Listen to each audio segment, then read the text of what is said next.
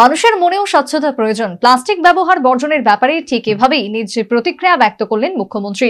Plastic বর্জনের বিষয়টিকে সামাজিক আন্দোলন বলেও আখ্যায়িত করলেন মুখ্যমন্ত্রী মানিক সাহা।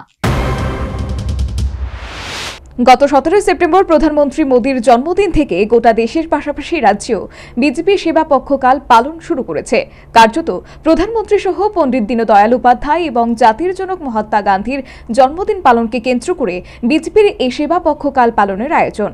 2রা অক্টোবর মহাত্মা গান্ধীর জন্মজয়ন্তীতে গোটা দেশের পাশাপাশি রাজ্যেও বিজেপির এই সেবা পক্ষকাল পালন কর্মসূচির পরিসমাপ্তি হল। সমাপ্তি দিনে বিজেপির 8 টাউন বরদোয়ালি মণ্ডলের উদ্যোগে স্বচ্ছ ভারত অভিযান কর্মসূচি পালন করা হয়। উজ্জয়ন্ত প্রাসাদের সামনে স্বচ্ছ ভারত তথা সাফাই অভিযানে বিজেপির অন্যান্য নেতাকর্মী সমর্থকদের পাশাপাশি অংশগ্রহণ করলেন মুখ্যমন্ত্রী মানিক সাহা।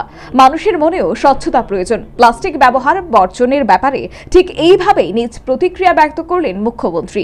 প্লাস্টিক বর্জনের বিষয়টিকে সামাজিক আন্দোলন বলেও আখ্যায়িত করলেন মুখ্যমন্ত্রী মানিক সাহা। এটা একটা সামাজিক আন্দোলনও বটে, তো অনেক সময় প্রতিবন্ধকতা আসে।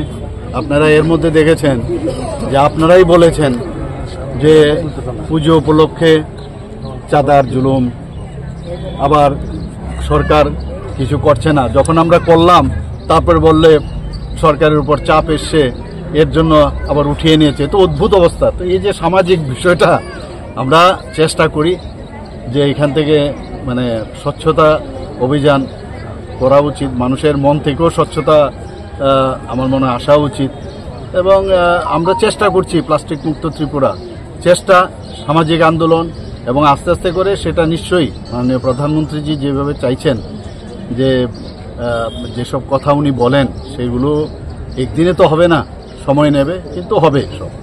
তো আমি আশা করি যে সবাই আমি কোঅপারেশন চাই, যে যা বলবেন একটাই বলুন, এটাকে আবার নিয়ে ঘুরিয়ে ফিরিয়ে দুবার। শুধু তাই নয়, এই পক্ষকালের পরিসমাপ্তির দিনে বিজেপির 8 টাউন বরদোয়ালি মণ্ডলের উদ্যোগে এক প্রভাত ফেরির আয়োজন করা হয়।